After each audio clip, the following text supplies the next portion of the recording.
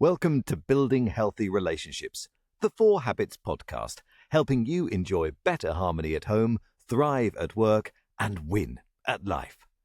Here are your hosts, Dr. Andrea and Jon Taylor-Cummings, recognized authorities on the subjects of improving work relationships and cultures, as well as couple and home relationships. Well, hello and a warm welcome to our guests all the way around the world. Good morning, good afternoon, good evening, whatever time it is that you're tuning in. Welcome to another podcast in our episode, Building Healthy Relationships. And we're delighted to have a wonderful guest, a real champion of the work that we do, and a guru in this space. So we're really looking forward to the conversation with none other than Karen Holford. Very welcome, warm welcome to you, Karen. Thank you. It's great to be here with you too. Lovely. So good to have you. And we want to give you a proper introduction, as we do with our guests. So Jon's going to tell a bit more of the background so our listeners can understand the powerhouse that's coming at them in a minute. and we have had to cut this down. I could be here reading for a good 10, 15 minutes, but no, we wanted to cut it down just to give you a little insight into Karen.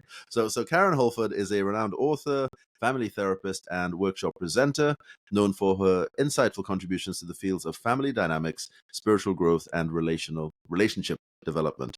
And with a deep passion for helping families thrive, Karen has dedicated her career to writing, counseling, and facilitating workshops that equip individuals and families with practical tools and strategies, emphasis on the practical stuff. And we're going to be hearing some of that towards the end, But strategies for building healthy relationships.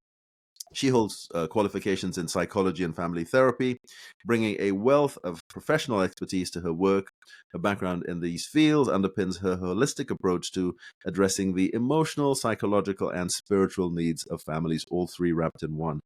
Karen has authored several influential books aimed at fostering family connections and personal growth, and her works often blend psychological insights with spiritual principles, providing readers with really comprehensive guides to enhancing their personal and family lives, with some of her notable books including titles on parenting, marriage enrichment, and spiritual development for children. She has presented at numerous conferences and events around the globe. In fact, every time we try and speak to her, she's on a plane flying off somewhere else to some other audience, basically sharing her expertise on topics such as effective parenting, emotional intelligence, and spiritual nurturing. Karen's mission, and hopefully we'll unpack a bit more of that as she speaks, is to empower families to thrive by equipping them with the knowledge and tools needed to build a strong, loving, and resilient relationship. Throughout her books, workshops, and counseling, she continues to make a significant impact on the lives of many, many, many, fostering environments where individuals and families can grow together in love and understanding. There's a whole lot that we want to unpack there. Yeah, and as you said, a whole lot more that we could have said. And one of the things that will be unique about the conversation with you, Karen, is you get this bird's eye view, not just of what's going on in the UK, but what's going on around the world, especially in Europe, the 17 or 18 different territories that you look after. Yeah. So I think a great place to start the conversation would be to give us a little bit of the background of what got you into the work that you're doing now as the lead into the passion that's driving you and the change that you want to see through the work that you're doing. Big, wide question for you to just give us the tour and take us where you want to. Yeah, that's a huge question. I think for me, and I think it's only just dawned on me in my older age, as I look back on my life, is that I've always been surrounded by love. I grew up in a very loving home, and my parents were really intentional about loving us and bringing us up in a very loving environment, because they both come from quite broken and disturbed homes around war issues and other things like that. So they wanted to come together and say, how can we be the best family we can be, even though we've come from a difficult place? And they really did their best at that. No parent's perfect. And I think every generation gets better at it. And I'm really proud of what my daughter's doing, which is so much better than what I did when she was young. And it's amazing. And I think it's that sense of being loved, having that deep love. When you're brought up in that, it shapes your mind and your thinking and your relationships. And I'm so grateful for that gift of love from the beginning, because as I understand the brain and relationships, when we have that love to start with, it's so much easier for the brain to learn how to love others and to be relationally strong and healthy. So I think my inspiration came from that. And as I look back, I can see I always knew that God loved me, my family loved me, my husband loved me, and I never had to doubt any of that love. And when bad things happened, God was there for me, people were there for me, and they were there to support and comfort me through that. And I got stronger through doing that with others. So I think the life experiences I had really helped me to say, yeah, I want to help people have better relationships, whatever that looks like for them, because life is so sad if that's not a great part of your life. So how can we help people to flourish and thrive in their relationships? Wow. Solid foundation, sounds like. Absolutely. Absolutely. You know, the starting place of knowing you're loved allows you to, it frees you up actually to pour more of yourself into the work that you're doing. So tell us about the work that you're doing. What's the passion that's driving you? What are you doing? What's the change you want to see? The passion that drives me is I want to help people understand a bigger picture of what love can be, and then know in simple, practical ways how they can put that love into action in their relationships. So nothing complex. I try to keep it really simple. My first training was actually occupational therapy, which is terribly practical. And if it doesn't work, you don't do it. So that kind of shaped everything else that I do. Make it really simple, break it down, and help people to say, yeah, I can do that little bit. That can make a difference. So I just want to leave, every time I interact with someone, leave them feeling more loved and hopeful and happy. Either when I'm training and talking to people or when I'm on a one-to-one with them, that goal is to leave them, just feeling more loved and joyful, and saying that they want to pass that on to somebody else. That's probably the very core of it. Yeah. And how does that translate to, if you tell us a bit about the work you're doing across, 17, 18 different countries?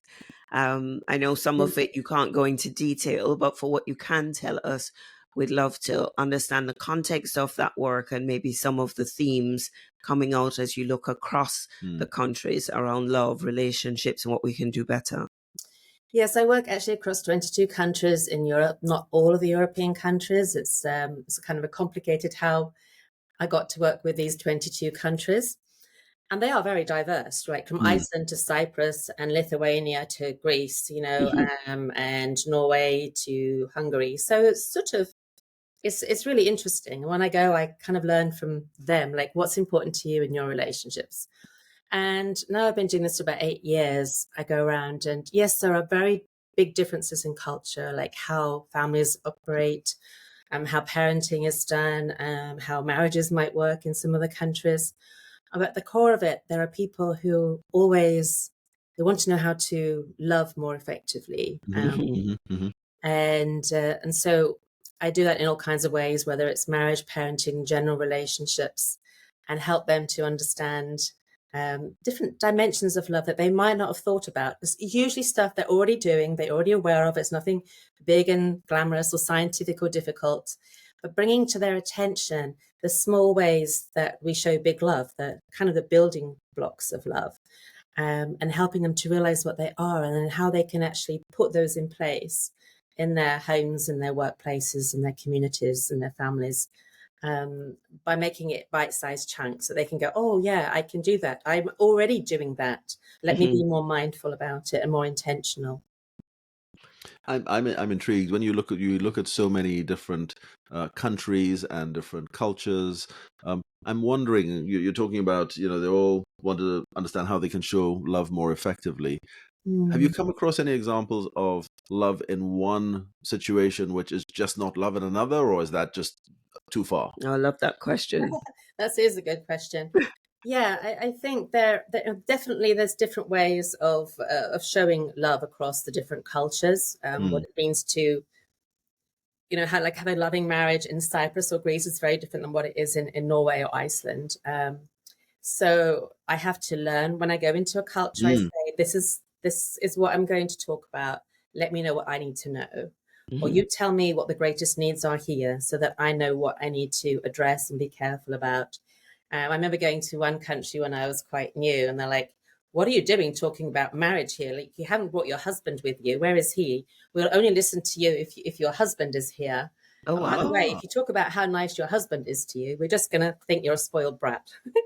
So that put me in my place. So yeah, that was quite a that was quite an interesting moment. Yeah. What to do with this now? I am here on my own, and how do they relate to me as a woman? So, so it's understanding that I guess having some cultural humility about where I'm going and being aware of what it means to just stand up as a woman and talk about relationships. Like in some places, I won't be heard as well as I might in another, and that's okay, So it's being sensitive to those and thinking, well, how can I do it better next time? Can I bring Bernie? Or is there another way that we can do this? Or can I find a local couple that will work with me so that they can help translate the ideas into their culture? So that's kind of how I work like that. And I'm always learning. Every time I'm somewhere, I'm learning something new about their culture and something richer to add to my training, my teaching, because there's always more to keep learning about love and how we do that. It's like eternal, endless, universal topic with so many dimensions. So, and just staying on that theme for a minute, is there any particular difference that surprised you, like between any cultures and or any similarities that you thought, oh, I didn't expect this to be the same, but it really does translate across cultures? I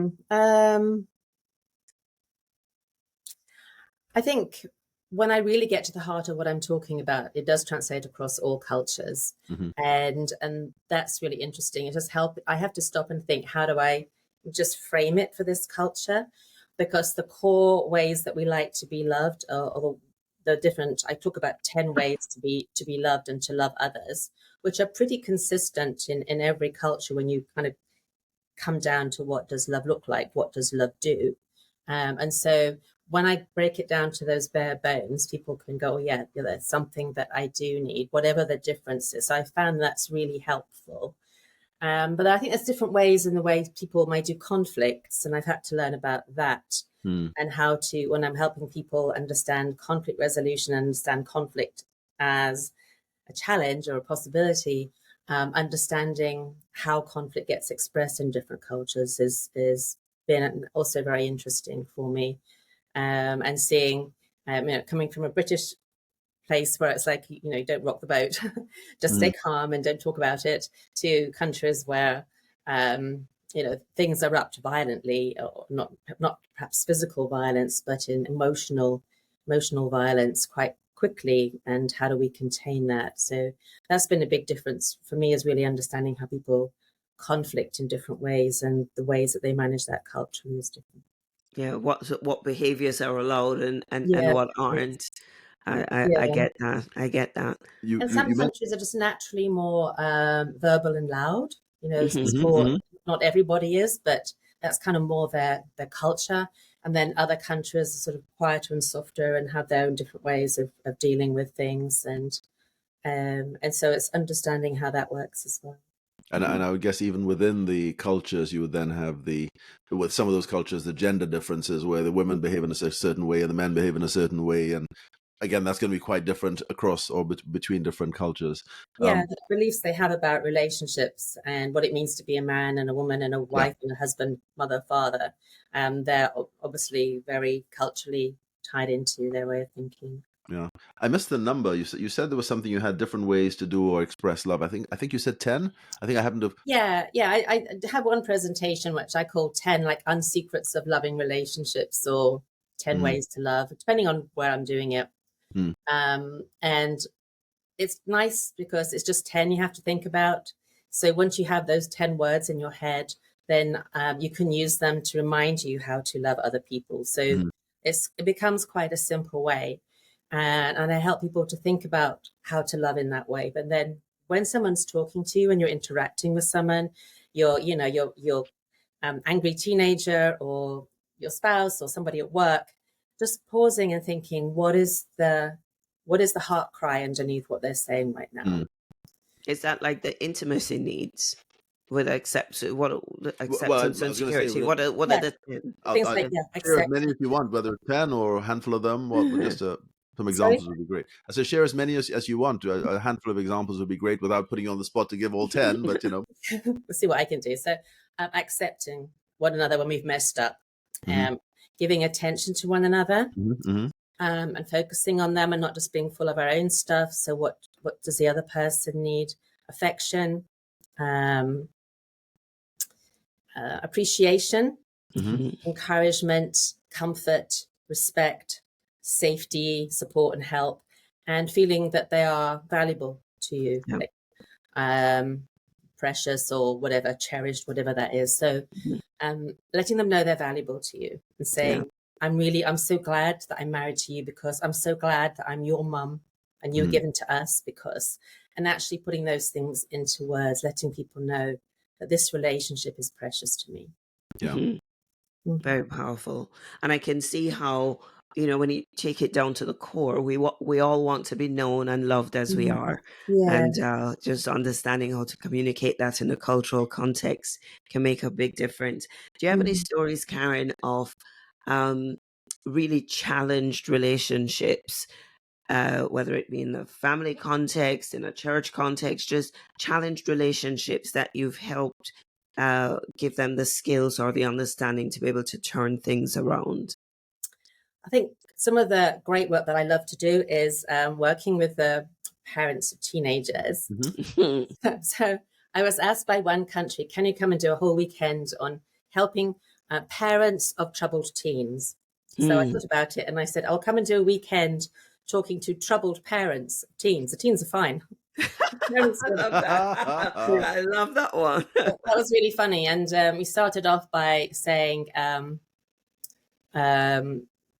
so something about what are you thinking about your teens right now? What are you concerned about your teenagers? And we wrote a long list. And then I said to them, and what do you think your teens are concerned about you?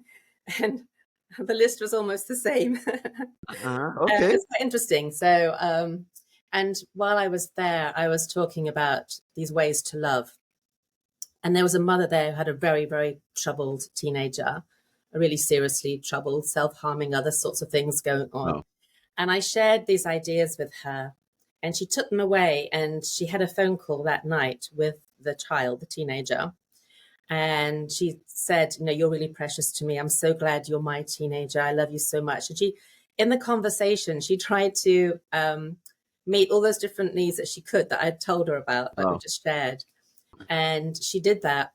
And she stopped nagging. She stopped telling them what to do or talking about her frustrations. She just started to talk about how much she loved the child.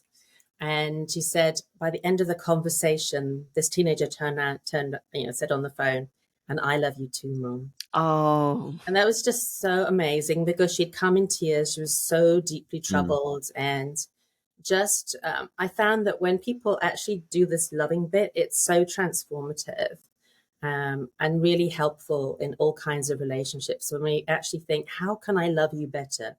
Not how can I fix you or how can I make you shape up or obey me or whatever, but how can I love you better and then see what happens. So, yeah. I was just going to say, just jumping in for just 1 second there, because it always comes from the heart of wanting to do the absolute best for the child. Yeah. The question is then just how do you portray that? How do you get that across in a way that they can actually hear you? Yeah. And I was going to say, I can absolutely see it as gold because love will always melt the heart. But how do you help move troubled parents of teens from that place of frustration and wanting to fix and correct and get them to be heard by their teen, or as you said, be their best? Absolutely, it's all about getting them to be their best, not having them not miss the boat. How do you get them to do that mental shift to just communicating the love that the teen needs to hear? So I have a very simple model that I use of kind of how the brain behavior works, and I put it on the screen, and it's like a distress cycle. I start showing them this, that if someone starts to criticize you or you don't feel loved for whatever reason because of how people are talking to you or treating you, then you'll go into a stress part of your brain. Your stress hormones will be released, adrenaline and cortisol. When they're released in your brain, it's designed to protect you. and you can't think about anyone else. You're not so empathic. You don't really think about what you're saying. You don't really listen to the other person. So we go into a stress part, and then out of that, we might get more like aggressive or shout or say things that aren't so helpful. And then we trigger the other person's stress cycle. So they begin to feel, they get the adrenaline and the cortisol, and they get stressed, and then they can't listen to us. So if we see how this pattern goes, it's self-defeating, because we want to try and help them, but the way we start up with our, frustration and everything can trigger them into a stress, which makes it much harder, because they get stressed and they respond in a stressy way, and that makes us more stressed, and then we respond in an even stressier way, and it just, it's just a vicious cycle. It gets out of control. But there's another way. So I talk about another cycle called the comfort cycle, or maybe the love cycle, or whatever that is, so that when I talk to someone warmly and kindly, and I let them know that they're loved, and I do things that help them to feel loved, then what's going to be released in their brain are things like oxytocin, which is a nice feel-good feeling. And so when that happens, when that gets released in me and in them, because when I talk like that, it happens for me as well, and I help them know that they are really loved, then I stimulate the oxytocin in their brain, and they're more able to listen, to be calm, to empathize with me, because I have got their brain into a happier, warmer, more loving space. So so I help people to think about, what cycle are you in and where is it going? So are you in the cycle that's going to trigger aggression and frustration, or are you in the one that is going to build closeness and love and intimacy and warmth? And so think about what you're doing, because you don't get kids to behave better by making them feel worse. Yeah. Oh, I love that. So, and that works for adults as well, right? Yeah. So just like helping them just to think where they are, and then make a choice, because it's so easy just to get stuck in a pattern and say, Yes, here we go again. But no, at any point in time, you can step out of that, stop, pause, start again with a different cycle, and see what you can do. And the more that we are loving people every day in simple, small ways, the less likely they are to have conflicts with us and to fight with us, because they think that we see the best in them, and then that they will give us the benefit of the doubt of our intentions as well. So helping people to do really small little things that will build up a loving atmosphere within the relationship, that helps intimacy to flourish and lowers the chance of misunderstanding or a resentment that's going to lead into an argument. Oh, wow. Such gold right there. And I think, Karen, that leads us neatly onto something you mentioned before, which is little time, lots of love. I know you have some very practical ways to show love when we're short of time. Do you want to take us through some of that? Yeah, now this was really exciting stuff. A guy, Peter Frankel, is a couple therapist in New York, and he has very busy, very wealthy clients that are rushing around the world doing stuff. And he wanted to think about, how can he help them in their busy lives build their relationships, keep them going. And he discovered that if you have 10 60-second intimate connections throughout the day, so 10 just for 60 seconds, that you can keep the love afloat. So I kind of thought about that and thought, what's happening here? And then I wondered, this is just my wonder, I haven't done any great research into this, but every time that someone does something loving and kind for you, or you do it for them, we both feel a nice warm buzz. So if in the day we have 10 times when we feel loved and close, in a very simple way, nothing big, 60 seconds will do it. So we give each other a nice warm buzz, and then maybe an hour later, you come and do it again, and you're kind of lifting up the oxytocin again. So it might dip, then you do another shot, and it picks it up. And if couples are really busy, or any relationship is really busy, if you are doing these little things, thoughtful, loving things regularly, 10 times throughout the day, 2 or 3 before you leave, have a good departure, a nice hug and a kiss or something positive, scatter throughout the day, reunite well at the end of the day, and have a couple more in the evenings. It will keep you on a happier level, like you're feeling that love being topped up all the time. And the same with kids as well.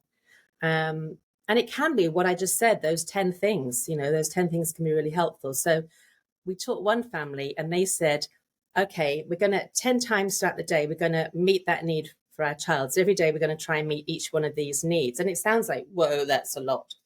But, just saying thank you when they do something to help you, just saying, how can I help you with your homework? What can I do for you this evening? Or I'm so glad I'm your mum. Or these very simple things, often one sentence of meaningful love can be really helpful in topping the children up. And the more loved up they feel, then the easier it is for them to behave well. And adults are the same, really. The more loved up we are, then the easier it is for us to have loving, happy relationships. We're less likely to fight and have a conflict. Yeah. Because even in adult relationships, more often we say thank you and help one another and express our commitment and do kind things. Those things, the less likely you are to argue, because you're helping to stimulate, again, that nice oxytocin in the brain, which calms people, helps them to be more thoughtful and kind. And we can do that for each other. Yeah. That's so powerful. I was going to say, I want to take one of those 60-second moments now and just tell you how wonderful you are. The podcast guests who are not seeing us and just listening in may be missing all this, but I'm showing Andrew some love here and taking 60 seconds, maybe not 60 seconds to do it. No, but what a brilliant idea! Just taking it in small bite size. It is. And, the Gottmans spoke about, is it a hug that you need to hug for 30 seconds or 60 seconds before oxytocin actually gets released? So don't be too fast. Or is it the 60-second kiss? Anyway, something you have to do, physical touch for long enough for the oxytocin to kick in. So simple. Yeah. And it's the thing, as they say, it's easy to do, but it's also easy not to do. Unless you decide to be intentional to keep the warmth. But just hearing the words, and I just want to make a bit of a play on the words for a moment, because I think it speaks to people in certain stages of life, maybe in a different season of life, where they actually have the reverse of that, where it's lots of time and little love. And this actually, in our experience, can be people empty nest, people in the empty nest, where the kids have gone, they find themselves rattling around in the house, a fair bit of time on their hands now, maybe some of them in retirement and so on, but the love isn't quite as alive. Any thoughts on building reconnections in that kind of environment, in that space? I know it's kind of a play on the words there, but open question, but just any thoughts on that? No, I think that's a really crucial point as well. And I think that when I see couples that are in trouble, they've stopped being kind to one another, basically, usually. And so we help to reignite the kindness. But we often just say to them, make a list of all the things you can do in 60 seconds. And I have a webinar online about this and give them loads of different ideas of things that you can do to connect in 60 seconds. So make a long list and then just do it. Or write down 10 things you appreciate about them and tell them one a day. Say, thank you so much for this. I really appreciate that you're doing that. And do it whether you feel like it or not. I say, try it as an experiment. Do it whether you feel like doing it or not. Try and start off with these 60-second small things. Make a cup of tea, give them a hug, say something nice, share a chocolate. That's what Bernie and I do every evening. It's one of our 60-second connections as we choose a nice chocolate and cut it in half and share it. So. No, you're not talking about the whole bar now. Just as just one really special chocolate from a really special, well, maybe hotel chocolat, but maybe I shouldn't advertise. But okay, lovely, but quality chocolate. I always say if you're gonna consume the calories, make it worth it. So make it worth it. And by sharing it, like it's we halve the calories, right? And we double the joy. So try those things, and then just do it. And I say, do it, try it for a week.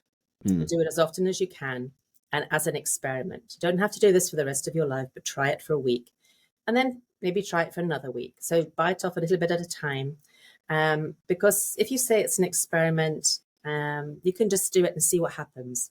What's the effect? Even if just one person is doing that in the relationship, what's the effect on the other person, on the relationship, on you? And then see how it goes.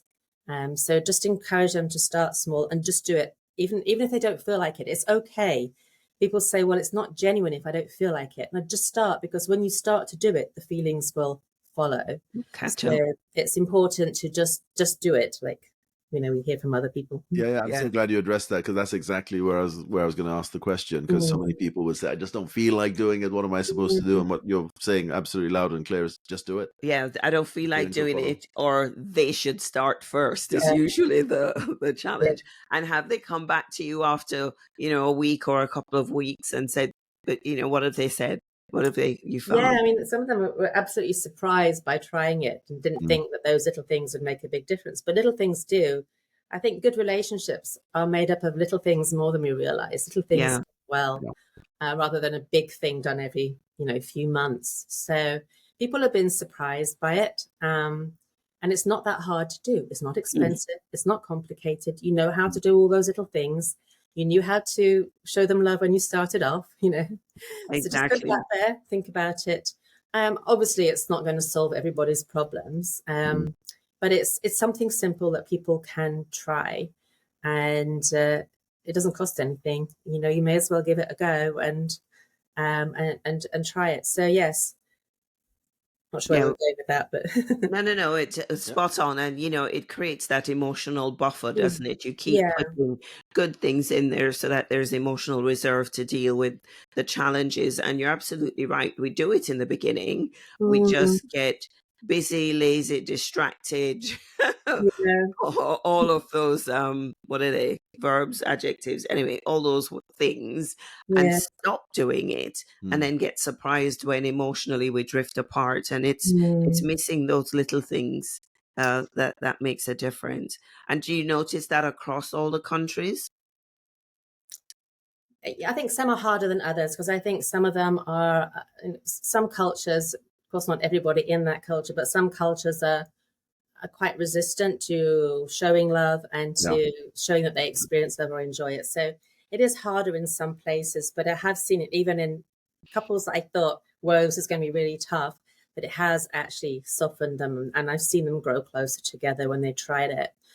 And I think it's become so much a part of my second nature now. So it doesn't just have to be in your family or your home. I kind of have this thing that whoever I'm talking to, wherever I am, I want to leave them a little bit more loved or happy or something than when I started the conversation with them or the encounter. So whether it's the security guy in the airport or someone at the checkout or a colleague at work, whenever I'm with them, I think, how can I leave them a little bit lifted up, loved, happy than when I started this conversation, rather than leaving them a bit more down. So, and I found that it helps me, and becomes quite automatic after a while, to just make sure that people feel loved and lifted up and appreciated, and you see a smile on their face when you go away, and do or say something unexpected, and and I feel the oxytocin too, because when I do it, you feel it too. I remember a while ago I was working in a psychiatric unit, and the psychiatrist said to me, do you know that being kind helps people with depression? Not all of them, but many of them with depression. Being kind is more effective than being a therapist like you, or the medication that I give them. Oh, really? It can help them to start being kind. Wow. It starts to heal the brain and bring it out of depression. The oxytocin is very powerful there. And so some of the research is showing that kindness has such a positive effect on all of our well-being. But sometimes when you're really down, it's really hard just to kind of make that start. Yeah. But it's just doing one thing one thing a week is something, and then build up. And I remember your definition of kindness that stuck with me is, think of the thing you would normally do and do a little bit more for the person. That's that's always stuck with me. Just do that little bit more to be kind. What a way to live, to bring joy to everybody, a little bit more joy than you met them with. I wanted to just, maybe I'm pushing it a little bit too far here, but I wanted to just test that and see what we can do, because we have the audience are out there and they're listening in on this podcast, and we can't see them, we can't get any feedback. But is there anything that you could say to them, to people who are listening but just not responding, that might leave them feeling a little bit more loved and, as you say, a little bit better? What would you say to them? Just using this as a platform. They can't hear. Well, they can hear you, but you can't hear them. What would you say? What would you say? Is there any examples you can share? Putting her on the spot. Putting you on the spot, man. I don't know if it works like this, where you can't see the person or you can't interact. Well, I would just say to them, whoever you are, wherever you are listening, you are doing something amazing for yourself because you are listening to this podcast and you are choosing to do something to bless and help your relationships. And so therefore, just take what you're learning, try one little thing and just see the difference that it makes. You're so natural, right? You just came out with that right on the spot, and it was absolutely spot on. I'm conscious of the time, and as we said, there's so many different things we could talk about. What advice would you give to, let's say, families, and within there you have couples, you have parents with teens, with all the stress and anxiety that people are feeling in a heightened way now post-COVID, what advice would you give to families so they can experience that little bit more joy, that environment of more kindness? How can we do life better in families? Again, I think it's doing a little thing that you can do, just pausing, even if it's just for 5 minutes, to do something to connect with one another. Even if you just say, okay, let's think about the best thing that happened today and share it. Or let's say thank you to the person next to you around the circle. You can do very, very simple things that don't take very much time.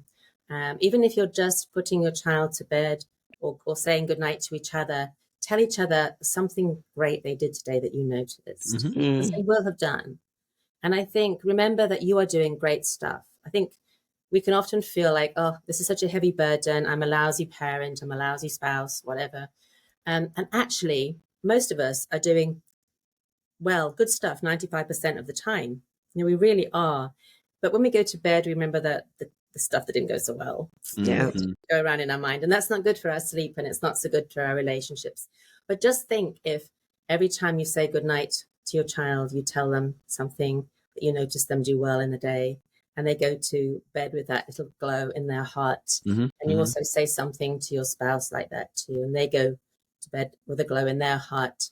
And that little glow can grow. Just realize that you can say something in one sentence that can be transformative when you think about it. And if you're not quite sure what to do, when you've got a few minutes, write them down. And so that when you have got a moment, you've got something in your mind that you can say that's going to lift the other person up and help them to feel loved. I think it's really tough being families today. There's so many stresses, so many things to do. And I would also say maybe stop and think, why are we doing so much? Is there something we can let go of so that we can have a bit more time for each other? I think also having some kind of regular time when you connect, make it like a habit that happens, a tradition, then that can really be helpful. When we used to sit down with our teenagers and eat together and share something funny that happened to us in the day. And that was just really positive, just to laugh together at the end of the day. We really felt bonded in that, and it wasn't that hard. So finding the things that you can put into your life, as you take the kids to school, look for moments of wonder to share, or tell them how much you love them, or find a crazy way to say you love them and stick it in their lunchbox, or write it with lipstick on their mirror, or, put a heart-shaped sweets on their bed or something. And just find something simple and fun ways that you can put into your life really quickly. Because there are so many ways to show love that don't take much time and effort, but can make a huge difference. It's just pausing really to think what they are, and maybe I should write a book about it. Oh, wow. Just listening to you, Karen, it's like food for the soul. So, like a salve. I'm trying to find the right word to describe it. If we could only get into the habit, I love that, telling everybody in the family what they did that was amazing that day. I love that phrase, to go to bed with a glow in your heart, because that glow would grow. I'm looking forward to hearing some things on the pillow later. Okay. I'm writing up mine to tell you. What a lovely idea. Just so simple.